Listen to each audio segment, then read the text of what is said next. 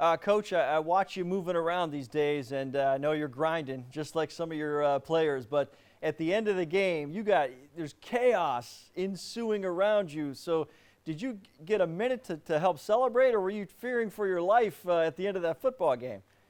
Yeah, it was a lot of excitement, and it was. I really wanted to jump and cheer, but I was like, nope, can't do that. And go over and find Sean and congratulate him on a hell of a comeback, but and try to get to the locker room. On that play, it was explained to us that Brashad Perriman was not the intended receiver, and the routes kind of got crisscrossed a little bit. So, how did that play develop, and how did Tom Brady ultimately make the decision he made to get it to Brashad? Yeah, it's a good mesh route, and Brashard's the over top guy, and Mike goes underneath and really set up for Mike, and they kind of jumped him and left Brashard on the backside linebacker as he was clearing, and Tom caught it out the corner of his eye and put a great ball out in front of him. Then BP just did the rest. The way the second half progressed, you already mentioned a great comeback by the Bills. They took care of business. I know offensively you were a little frustrated, and the play calling, the execution, it seems like things add up to making it tighter than it needs to be.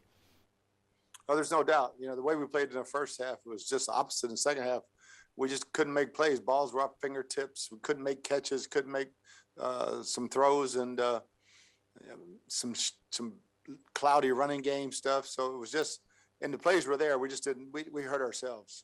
On back-to-back possessions for Buffalo, you had a turnover, an interception. Then you come out of the locker room, you snuff out a fake punt. You got nothing out of either one of those. Could that have ultimately been costly if you guys didn't win this game?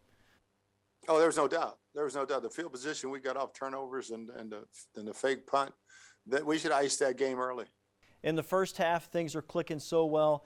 How did you guys get so much pressure on Josh Allen? Then ultimately, what do you think they did to kind of counter that a little bit? Yeah, we had good coverage. The coverage and the rush were really well meshed in the first half, and then once Jamel went down, it changed some things a little bit, and they picked up some of the pressures. And I think too, the volume of pass rush all night, knowing there was going to be a 50 to 60 pass game, tired them out a little bit.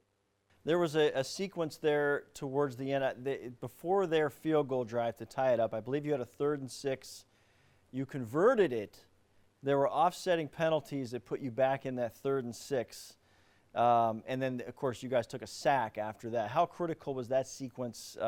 And there seemed to be 3 or 4 penalties on every single play. They were either calling them or they're not at the most crucial times.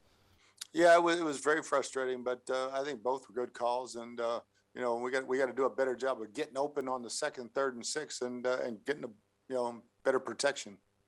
Tom Brady, the broadcast caught a glimpse of him after the game was tied, and now it's inevitable. We're going to go to an overtime. He was going up and down the bench. He wasn't rattled at all. Again, this is like opening night against Dallas. Where does the leadership come in, and how calm was that sideline when really the fans are in a little bit of a panic?